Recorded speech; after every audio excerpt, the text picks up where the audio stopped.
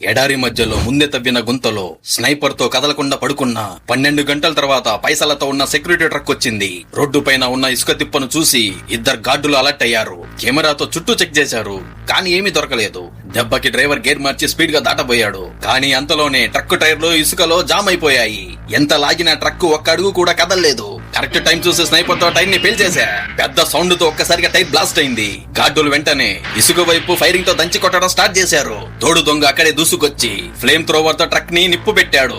ఆ హీట్ కి తలుపులు తెరిచి బయటికి దూకి లగెత్తారు. కానీ అంతలోనే నేను మళ్ళీ గన్ రెడీ చేసుకున్నా. వాళ్ళు పారిపోయే లోపే ఇద్దరిని కాల్చి లేపేశా. ఆ తర్వాత మేము ట్రక్ దగ్గరికి వెళ్లి ముందే తెచ్చిన స్పేర్ టైర్ కోసం జాగ్రత్త పైకి లేపాం. కొత్త టైర్ వేసిన వెంటనే ఇసుకలో దాచిన ఐరన్ ప్లేట్ లో తీసి టైర్ల కింద దూర్చాం. ట్రక్ ఆ ప్లేట్ లో మీదికి ఎక్కగానే ఇసుక నుండి ఈజీగా దూసుకోపోయింది.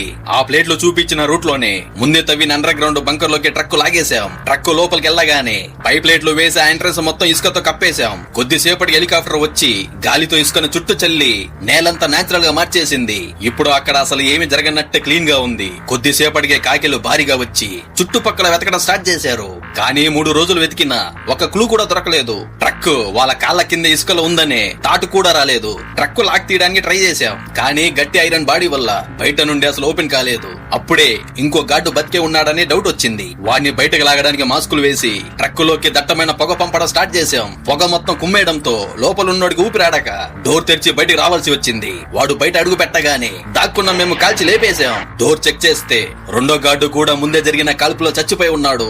దెబ్బకి నేను వెంటనే ట్రక్ లోపలికి వెళ్లి లాక్కున్న బాక్స్ దగ్గరకు దూరిపోయా. గట్టిగా కొట్టి ఆ లాక్ బాక్స్ ఓపెన్ చేశా.